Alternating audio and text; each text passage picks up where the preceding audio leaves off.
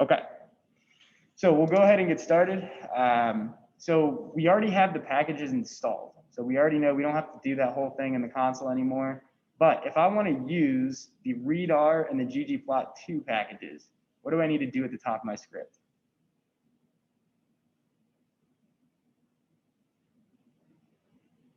Library reader. Perfect, very good. Library, readr, and then make sure you run that, and then library, ggplot2, and again, make sure you run that. Okay. So now that we can use the readr and the ggplot libraries, let's go ahead and use the readr library to create a new object called insurance. Okay. And then we're going to assign. So what's the function that I can use in the readr library that will take this CSV file and turn it into a object as a data frame? What do we got? What's that function? Isn't it the CSV, the read.csv? Perfect, yes, read.csv. And then it's important to remember, and I messed this up earlier today and I couldn't figure out for a second what it was, quotation marks, and then it needs to be the exact name of the file that is in your files. So health insurance data.csv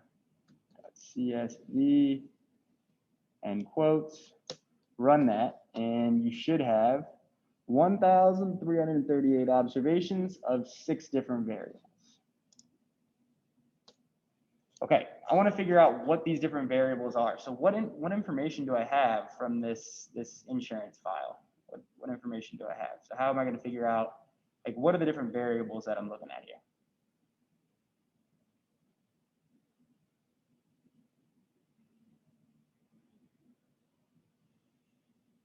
It's not the body, it's the head. Yes, thank you, Grams. Very good. Okay, so if I want to figure out what is going on in this data set, head, insurance, SURANC, and then we can see. So it looks like we've got the age of, so these must be different patients or different people who have health insurance, maybe for one specific company. And we have their age, we have their sex, we have their BMI, their body mass index. Okay, this is an indication of whether or not someone's overweight or underweight. We have the number of children that they have. We have whether or not they're a smoker. And then we have the total number of charges in 1 year that this person racked up in insurance. So how much did this person cost the insurance company? So if you're looking at this in terms of where are these connected, so this first patient was a 19-year-old female who had a BMI, body mass index of 27.9, 0 children, because she's 19. She is a smoker though, and she had close to $17,000 worth of charges. So maybe there is something going on with this smoker variable and how it's affecting the charges. Or maybe it's her age, and maybe young people rack up a lot of money in insurance costs. Maybe, I don't know, we'll have to figure that out. Okay. But now we at least have an idea of what we're looking at. So we're looking at patient data for people who are insured and how much they ended up costing the insurance company at the end of the year. Okay, so let's go back, review really quick. We've already talked about that we can find these different variables. We talked about what are these looking like. So really quickly, I want you to be able to identify the quantitative variables and the categorical variables in this data set. So what are my quantitative variables?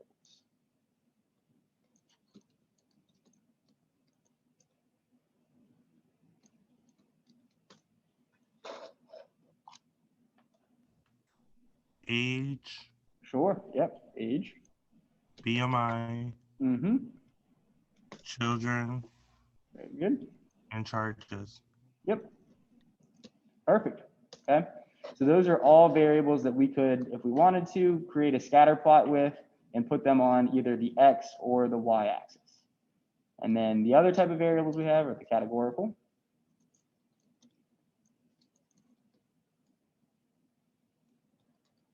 And in this case, the only other variables that are not quantitative are the sex, the gender, and whether or not there's smoke.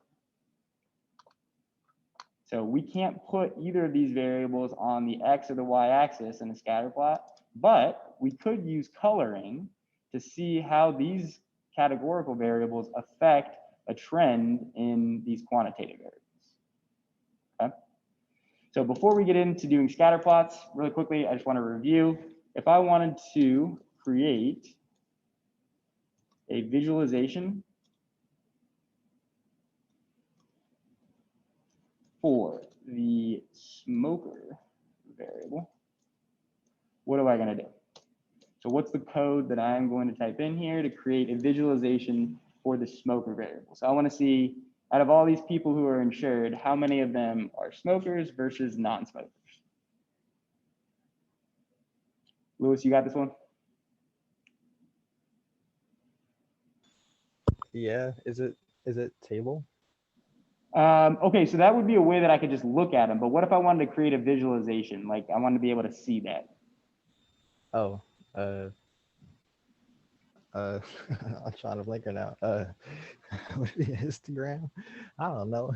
So you gotta think like histogram, that's a continuous x-axis, right? So that goes from a starting value to an ending value, and then you have all the values in between. So if we're talking about whether or not someone's a smoker, it's a yes or a no question. Can you put that on an axis?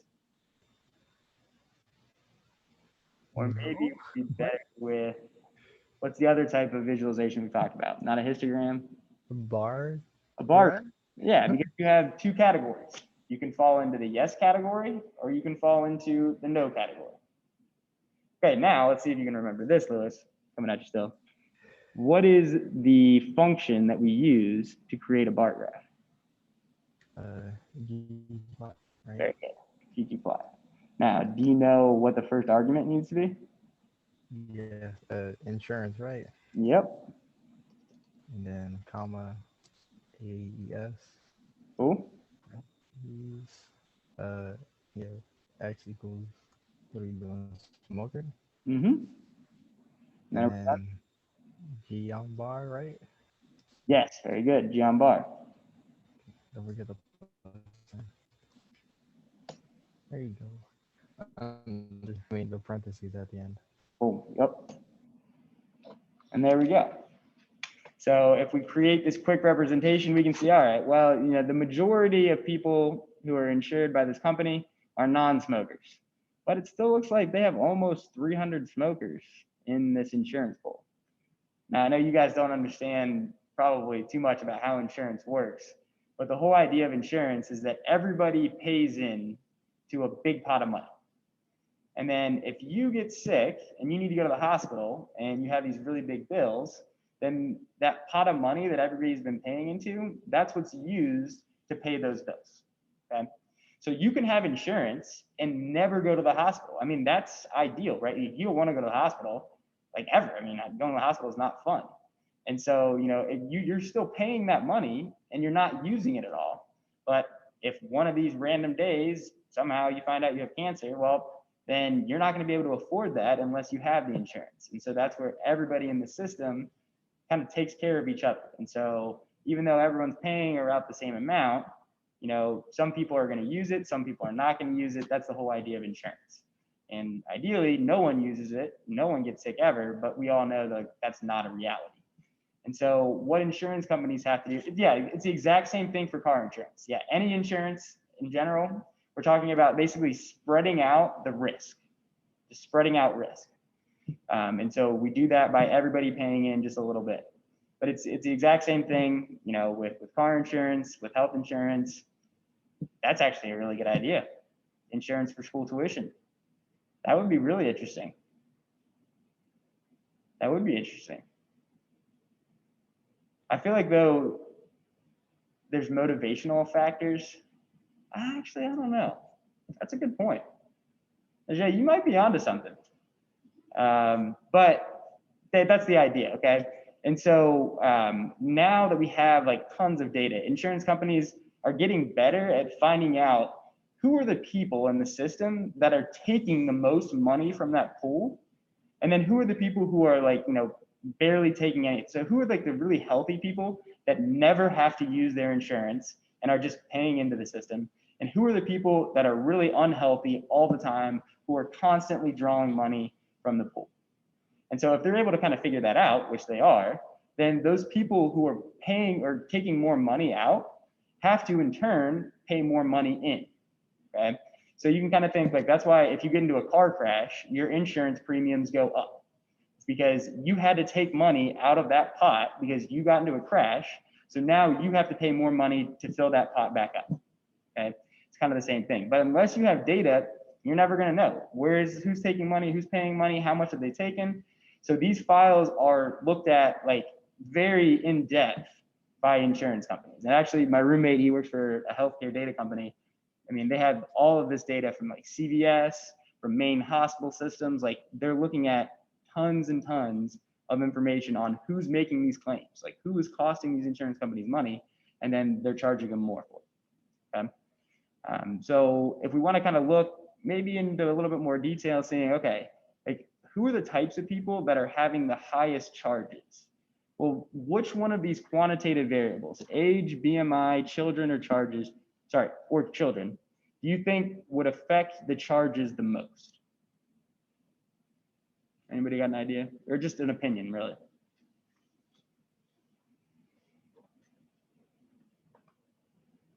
So age, BMI, or children? Which one do you think affects charges the most? So Najee says age. I would agree with that, right? I mean, you would hope that like the younger you are, the less often you're going to the hospital, right? Like you should be in general healthier. If you're in your 90s, you're probably having health issues all the time. So you're going to the hospital, or you have nurses at home all the time. So let's go with that. Let's go with that thought process for right now. So the first thing that we're going to do in terms of creating scatter plots is we're going to create a scatter plot to show the correlation between age and charges. So we're going to really see, are the old people the ones who are like racking up the most amount of money in bills, or are there younger people that are racking up a ton of money in bills? So if we're going to do that, remember ggplot is still the function we're going to use. Insurance is still our first argument, but this time in our AES, we need to have an X variable and a Y variable. And because the independent variable is age, X equals age is going to be the first one. And then Y equals charges, that's the dependent variable. That is what we are assuming is affected by the individual's age. Okay, now does anybody remember the geom that we use for scatter plots? We should have done this in the Edpuzzle video. Yes, very good. Geom plot, GEOM _ plot. And so we can do that, and we can start to see, is there a trend? I spelled insurance wrong.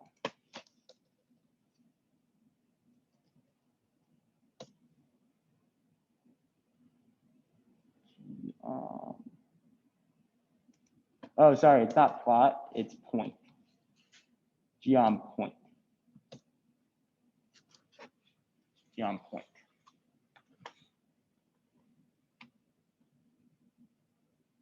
Well, that would be interesting. So we're not looking at car crash data right now. We're looking at health insurance data. So we're looking at how much charges are they bill into the hospital versus their age. And you can see there's a very clear trend, right? I mean, yeah, sure. There are some 20-year-olds who are racking up $40,000 in charges, and there's some 35, 36-year-olds that are having close to $60,000 in charges. Maybe this is the 35-year-old or 32-year-old that got cancer, and that happens. Okay, and they're going to have really expensive bills, right? But for the most part, these young people, they barely have anything in bills at all. Half of them aren't even going to the doctor for their one time a year checkup. There's a lot of people in their 20s that never go to the doctor at all. But as you get older and you get more sick and you have more problems, then you tend to go to the doctor a little bit more, even if you're healthy, right? Even if you're completely healthy, you're still going to be going to the doctor more often than you would when you're in your teens and your 20s. And then as you get way older, then obviously that goes up. But then we can kind of see that there's another group of people up here. So it looks like this group of people, like even though they're the same age as these groups down here, looks like they're incurring more charges. But no matter what, even if we're looking at the second group, as the age gets older, the charges go up. And then if you look at the third group here, these are the most expensive, right? Like, so maybe these people have like chronic health conditions that they've, started. So like, there's some people who have diabetes and they're diagnosed very, very young, and they're going to have really expensive charges their entire life. Well, as they get older, those charges are going to get more expensive because on top of the diabetes, they now have other problems that they're going to have to get treated for. Okay? So you can kind of imagine this isn't too crazy. And I think because, what we're talking about, as you get older, your insurance gets, the cost of healthcare is going to get more. This trend makes sense. Okay? But what if we wanted to say, okay, well, how do these categorical variables, how do they affect this trend here? So, do smokers, do they in general have like low cost, or do they have high cost, or do people with high BMI, do they have low cost or high cost? So if I wanted to show, let's say, if I wanted to show smoker or non-smoker, how would I do that in this scatter plot? I wanted to be able to visualize which of these data points are smokers and which of these data points are non-smokers. Yes, very good. Color, okay? So we're gonna put the color in the AES, so it's just another variable that we're putting in here, except instead of X or Y, we're going to put COL equals, and then whichever categorical variable we want. So in this case here, we're talking about the smoker. So if we run that, now we can see, oh, okay. So this tells a lot more of a story. What is this graph telling you? Oh, Malik, your question about doctors going to the doctors? Yeah, I'm sure that they actually do go to the doctor, because like usually if you're a doctor, you specialize. So like if you're just a general care doctor and you have like something going on with your lungs, and you want to go to a specialist to get that figured out. So yeah, exactly, Rams. Like if we look at all these data points, there's not a lot of smokers who are up in this highest category, right? All these people up here are all smokers, right? And so it looks like the most expensive people who are taking the most from the system are smokers. And it looks like all the people who are healthy, who are not smokers, right? They have really low costs. And so nowadays, if you actually look at this, and this is a question that's asked by many insurance companies, is they ask you, are you a smoker or are you a non-smoker? And then they did that for a while. People were dishonest. They said, oh, I'm a non-smoker. No, you don't need to charge me. So now they actually nicotine test you. They test you if you have nicotine in your blood system to tell whether or not you're a smoker or not, because there's a huge impact. If you're a smoker, you are going to be costing the system more. And so you need to pay more into the system, and that's the way it works. So if you are a cigarette smoker, hopefully none of you are, or just any smoker in general, because it's a nicotine test, you got to realize that that's going to cost your pocketbook. It's also going to obviously affect your health. I mean, there's trends to look there, but that's going to affect your pocketbook a lot quicker than it's going to affect your health. So yeah, you might not die until you're 70 years old because of cancer, but you're going to be having to pay a lot more in the health insurance premiums every single month because you're deciding to still smoke. And it makes sense, because if not, then all of us healthy people who don't smoke, we would have to be paying into a system that we're not really using that much. And so our premiums would have to go up to account for all these smokers. So kind of an interesting thing. I can guarantee you that insurance companies are looking at data like this on a daily basis, and they're trying to figure out these trends. I think that's something that would be really interesting to think about nowadays with the e-cigarettes, and like, how does that going to? So Mujay said number for disabled people. I mean, I think that would be, they would probably incur a lot more costs, a lot higher costs. So if we had another variable that said disabled or not disabled, right, or able, that would be an interesting thing that we could look at here too. Now, I will say, in terms of health insurance costs, well, Malik, you don't have to hate this country, because in terms of health insurance, we have these social safety nets. So if you are born with a disability, or if your son or daughter is born with a disability, you get money from the government. And so then we also have, like, there's different Medicare and Medicaid. So Medicare is for all the people who are over, I think, 65 years old. You automatically get health insurance. Oh. But Medicaid is for the people who maybe can't afford it, or maybe you have a child with disabilities, or there's like a special circumstance where your insurance would be way too high, not affordable for you. So the government steps in and does pay for that. So I think that's one of the big things with Obamacare. You know, it's trying to get more people insured, because right now not everybody is insured, and so some people are going to the hospital, don't have insurance, have to get treated, hospital has to pay the bills. So not a good system. So before Obamacare, yes, yeah, insurance really only came with a job. Now that there's Obamacare, you don't have to have a job to be insured, or because there's a lot of people who are driving like Uber. If you drive Uber, or you drive Lyft or Uber Eats, like, you're not an employee for Uber. You're a private contractor, which means that they do not have to provide you health insurance. So if you're like a gig worker or something like that, then there are separate insurance marketplaces that are set up where you can go and you can get insurance. But it is one of the benefits of a job that your job pays for a good part of your insurance.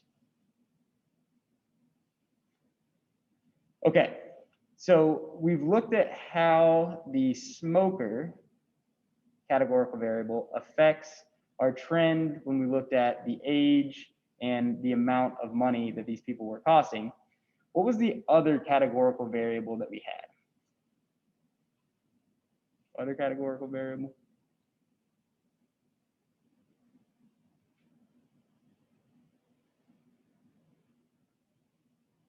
Gender, right? Gender. So maybe we can figure this out. Hey, maybe females, maybe they're costing us a lot more than males. Or hey, maybe males are costing a lot more than females. Ooh, Malik, that's a good question. I think it just depends on your insurance company. So like some insurance companies, and this is like with any treatment. So like some people want to get Botox, like some people like want different things, like dermatology even. Like if you have like skin cancer, like unfortunately that is not something that is actually covered by a majority of insurance. Like if you have like acne or you have like skin problems, you actually have to pay out of pocket for some of that. Like health insurance really is only like the main stuff. It's like your heart, your lungs, your main organs. That would be interesting, Malik. I think it just depends on the insurance company. Now, giving birth, yeah, no, absolutely, that's covered by insurance. But if you don't have insurance and you go to give birth, those bills are really, really expensive. Like really, really expensive. Yeah. Yeah. Okay, so let's go ahead and let's change this really quick. And actually, I don't want to change it. I want to copy it all. So if we want to create a scatter plot to show the correlation between age and charges with gender, then we're going to do the exact same thing. So you can actually go up and just copy this previous line and then paste it down here. Except this time, our color is not going to be smoker. Our color is going to be gender. Congratulations, Jay Lees. That's awesome. And let's see, who is costing us more? Or is one costing more? Oh, it's not gender, sorry, it's sex.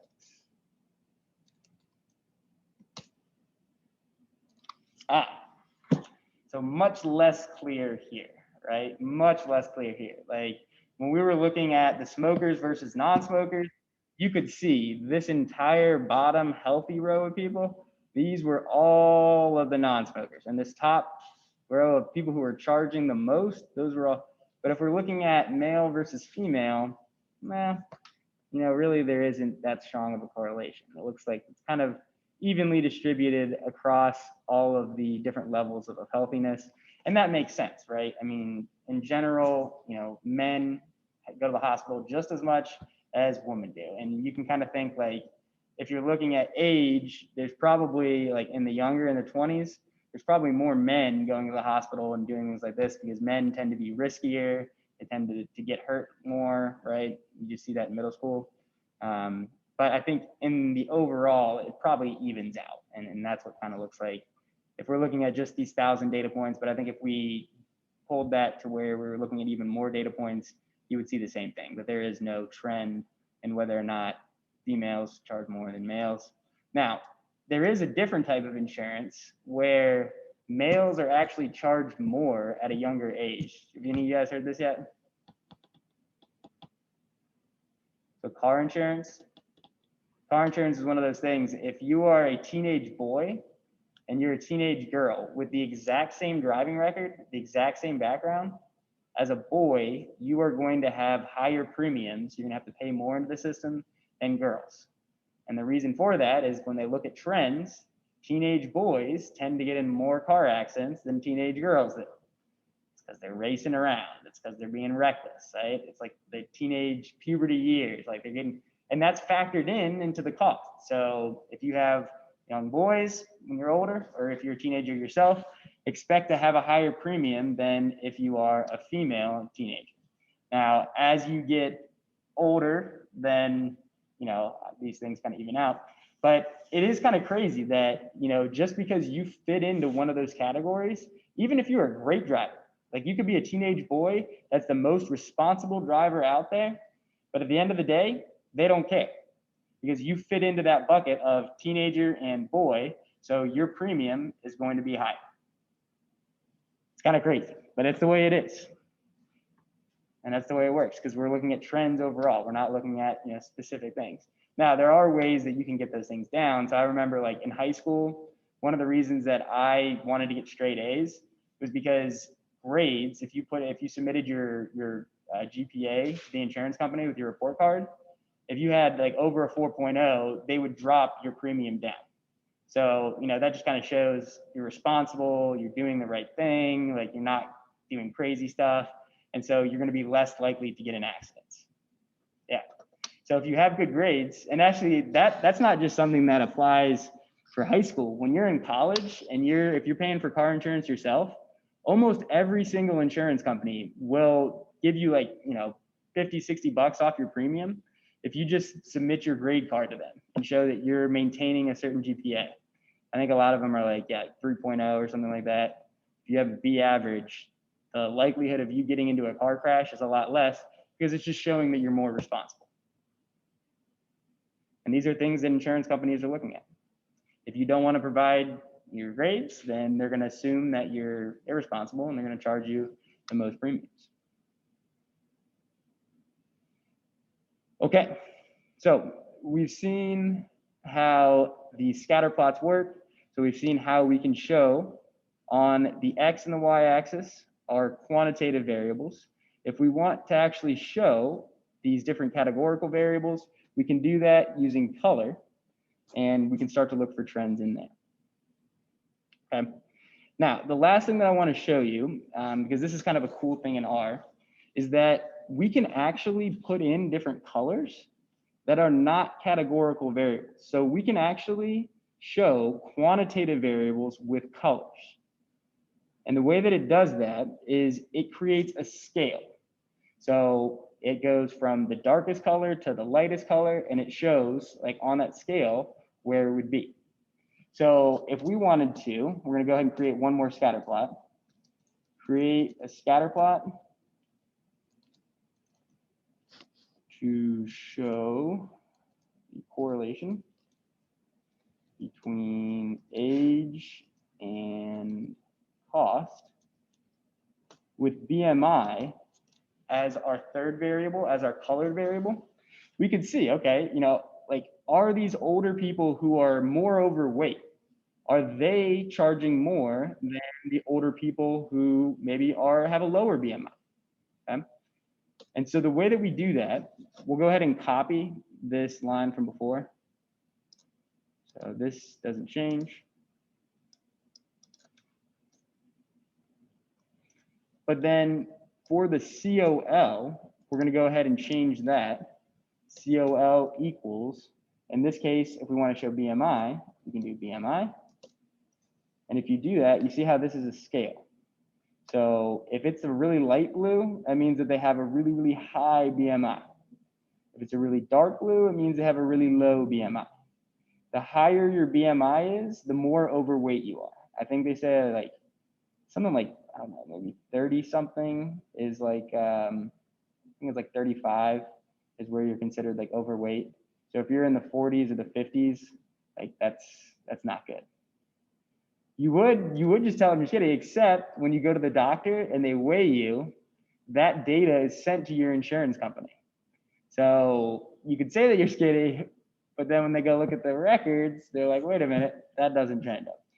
But if you look, this is kind of interesting. So you can see these really high, these high dots up here tend to be lower colors, right? These are lower, like lighter colors, lighter colors, lighter colors.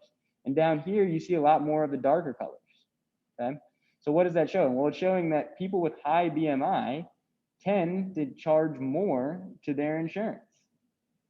Kind of makes sense. And so if you're overweight, you're probably going to have more health issues, which means you're going to go to the hospital more, which means you're going to charge more to the system, which means they're probably going to be charging you more in premiums. And that's another thing that they do. They look at your BMI, they look at your different measurements, and they decide, okay, what risk are you to having to go to the hospital because of being overweight or underweight? It's all about the money. Okay, so let's go ahead and just review really quick what we did. First thing, like we always do, we called our libraries because we already had them installed. We read our file in using the read CSV function. We figured out what variables we had using the head function, identified the quantitative versus the categorical, and then we created just a basic visualization. This was review of the smoker variable using the ggplot, but the geom bar.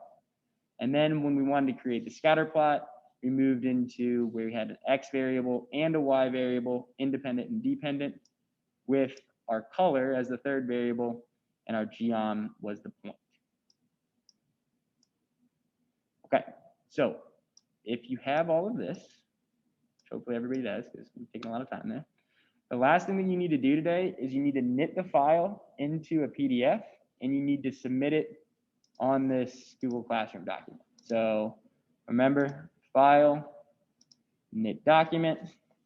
We'll name this is a 2.01 demo.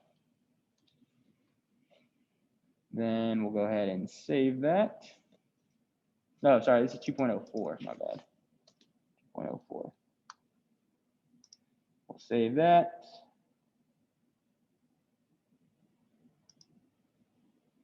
Yes, compile it as a PDF. Whoa, what just happened?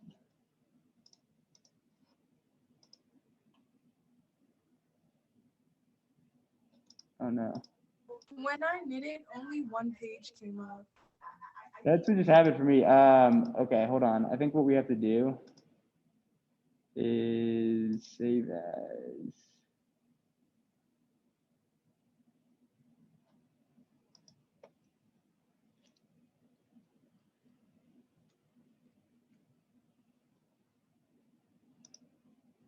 Oh, okay. So you have to add in, when you save it, you have to add in .r. So if that didn't work for you, if it only gave you one page, file, save as, 2.04 demo, and then make it .r. And then once you've made it .r, then you can go back and do the knit document. And there we go.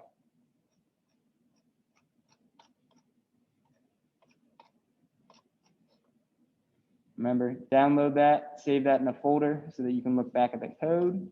We have a quiz or a test or a project. And then submit it to Google Classroom.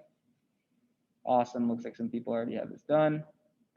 And then once you have this done, you are good to go for today. And do a little bit of project. So I'm going to give you some raw data on Wednesday, and you're going to be doing some work with scatter plots on your own.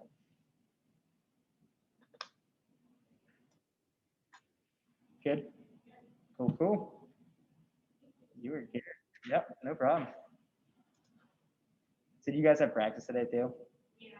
You do? Nice. Wow, you're 3 days a week? Dang.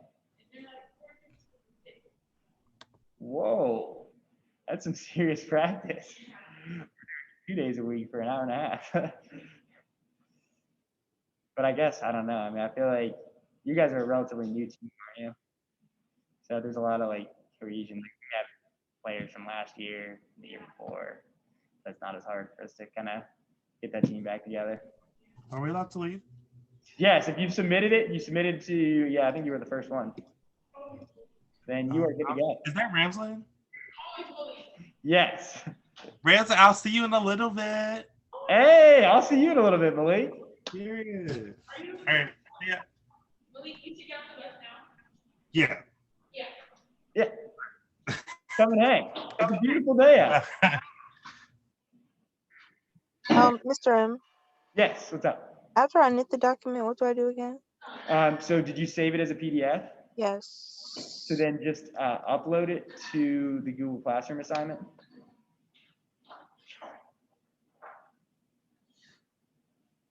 Get a little spill? Yeah. I have, is it like a lot? See if these, if you can use those.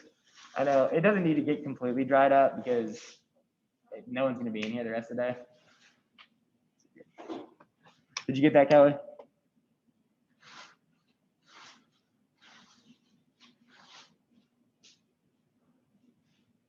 It's not popping up. Which part? The PDF that I just knitted. It's in your did you download it? So when you knit it and you compile it, you actually have to download the file into your, That screen did not pop up at all. this didn't pop up? No. Okay, so you did file and then knit document, File, knit document, PDF, compile. compile. It'll take some time. I think the first time I did it, it told me there was an error for an issue, but I'm like, it didn't, when I, was doing everything, I didn't have any errors pop up, so I don't know why. Okay, can you just share your screen with me real quick so I can see what your, what it looks like?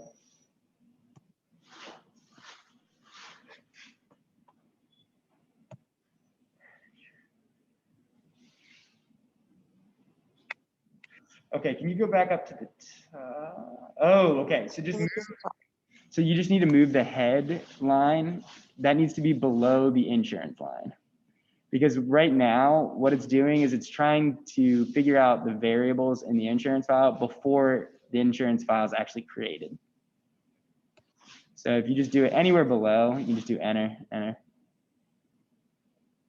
And then just put that there on line 10. And now when you do the knit, it'll, Do I have to run it again? no, you can just file knit.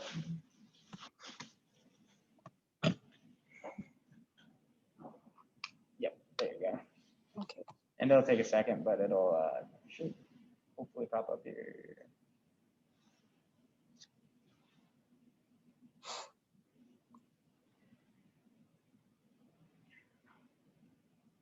Oh, it had to download these packages.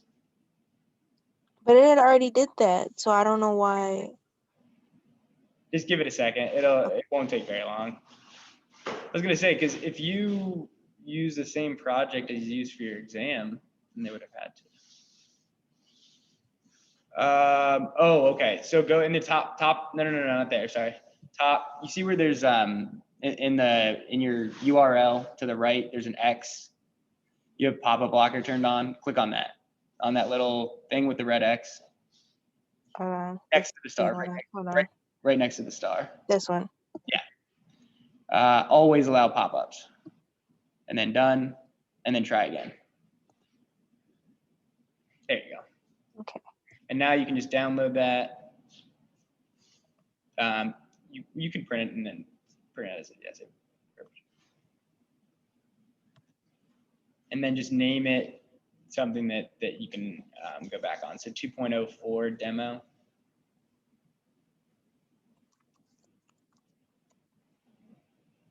Okay.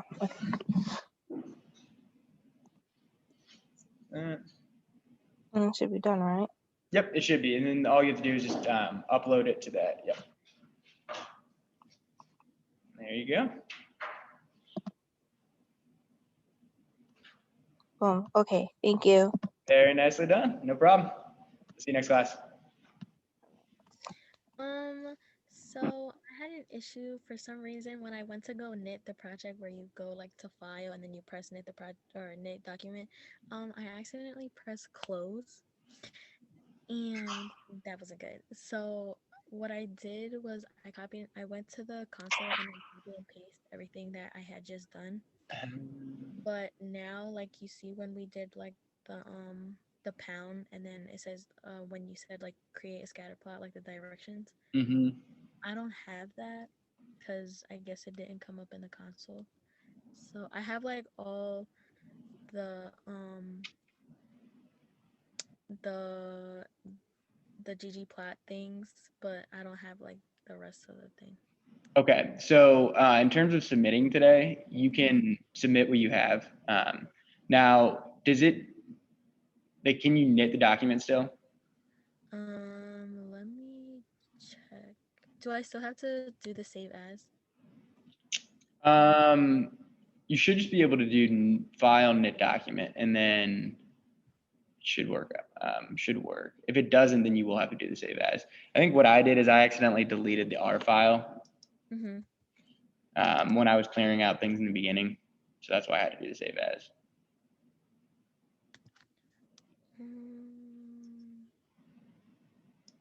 Yeah, it's only coming up as one page. Okay, so then do save as, and then just name it .r.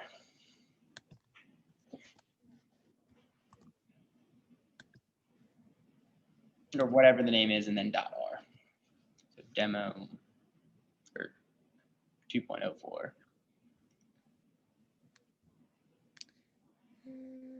Okay, got it.